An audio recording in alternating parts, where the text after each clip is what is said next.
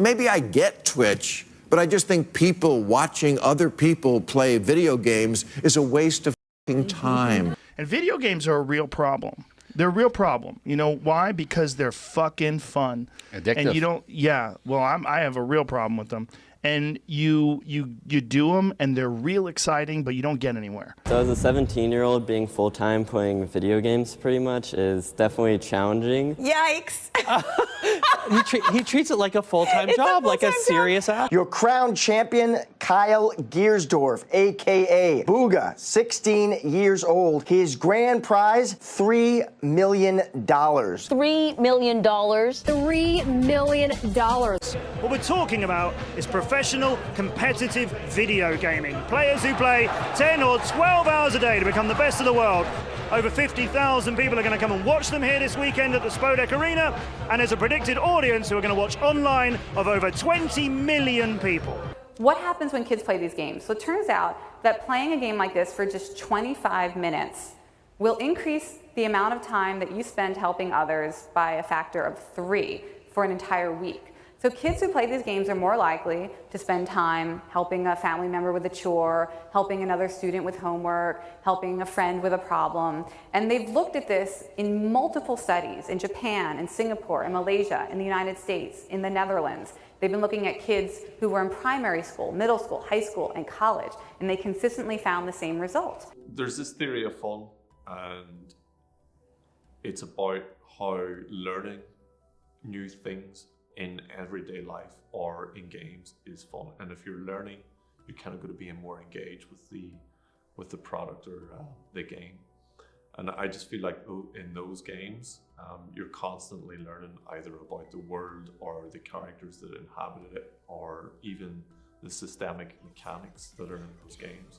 So as you're playing along in those games, like there's never, even after 100 hours of playtime, there's never a stage where you've learned everything, and there's always something new that you can go through or experience within them. Sense of achievement at the end is very, very nice. And I think that applies very well to even game development in general. Making a game, you have to be very persistent and focus on what you're doing. And I think games like Breath of the Wild, Outer Wilds, and Dark Souls, the Elden Ring series, they require some sort of persistence to become more skillful, they learn about the world so you can apply things better. But the sense of achievement then in, overcoming, even climbing a hill or a mountain, Breath of the Wild, it's very nice. And I think that's something that you can take forward to like a creative medium, is that persistence and then a sense of achievement that you get. There's a sense of community, or even games like Journey, where you don't know who you're playing alongside. You can only interact by creating this kind of like chime sound to them.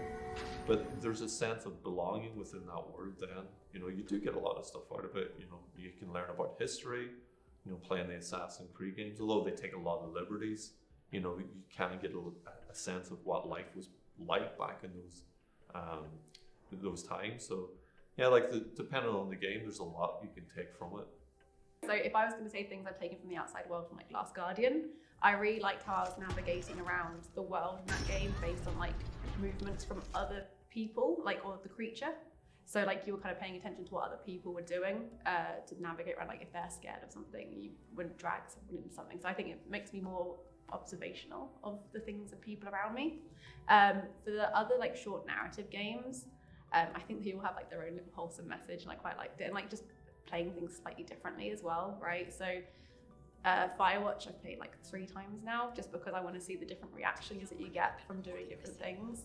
I think just variety is a good thing.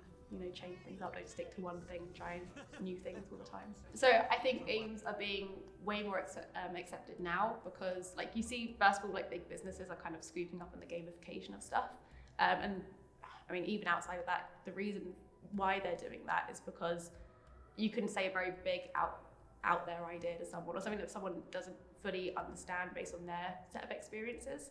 But because a game sets something up in a way where it's like level by level, stage by stage, move by move, they're kind of comprehending that a little bit more progressively in their heads. So, you can open up a lot more channels of communication to people that way. So I teach game development because it's something I enjoy personally.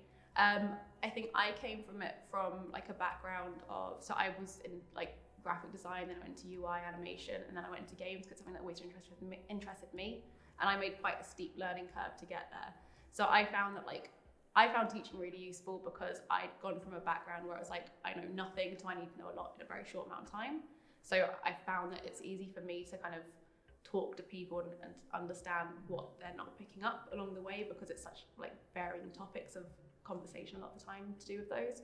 I think it's just satisfying to see people make something really cool as well. Like the kind of topics of conversation you have with students, they have really wild ideas. It's just really fun. Like I don't think restraining what you're making to just yourself is the way to go. I think like opening up those ideas to more people so that you can make bigger conversations around games and open it up to more frequencies, then yeah. I feel that young people today in today's society have there's a big split. You've young people who are out on the street doing sports activities, things like that. But one of the big things I find is about the many young people that are staying at home in their bedrooms, taking up learning new skills on computers. It's evolved into games, and they've really grew a new way of socializing through gaming. Where years ago young people would have been out kicking a ball, they didn't even have a mobile phone. But now young people are seeing what the industry has to offer. It's not only just playing games, but you're finding more young people now are starting to want to develop games. They're wanting to look for those and find those skills. You just need to look at like the likes of Unreal Engine. They're using that sort of stuff in films, and it's a skill. Young people are actually teaching themselves how to use that software to educate themselves, and they're coming up with all sorts of different things. But not everybody's academic. Not all young people are going to follow that route, and it's not all to be end all if they don't follow that route, because being creative is definitely is something unique. It's different, and what young people can do with those skills that they acquire is they can get into the industries. Northern Ireland, down in the North Shore there, down at the docks, they're building gaming facilities. The universities are promoting gaming. It's definitely something that we need to get into. And for mental health, I think it's really good, because young people who find it hard to socially engage, socially connect face to face, they're able to build up friendships, relationships with people all around the world, and they're able to communicate, and they're able to that's a lifeline to many young people. And it's not to say they'll never meet those people, because there's opportunities there for them to go on and make good friends. In uni, I don't know anyone. I got really nervous. I got pretty awkward socially, so I just had to talk to someone, which Pokemon actually taught me to just try and be yourself and talk to someone. I grew up, I had a really dark upbringing. I grew up in a working class background, didn't have really much privileges in terms of education. Not that I was interested much. I never really had any friends, didn't socialise. I was very much an introvert. I had very low confidence, low self-esteem, and I was able to find games which acted as a gateway for me to escape all that. And I was also to make friends globally, worldwide, that I'm still friends with today, 2, 3, 4 years later. And it's boosted my confidence and my self-esteem to amazingly high levels. I've played professionally in Apex Legends, top 200 globally. I stream, and I've been streaming in front of hundreds of people at times. And for me, it's been nothing but a benefit. I've seen the positive side of games. I've been able to overcome a lot of stressful events because of it.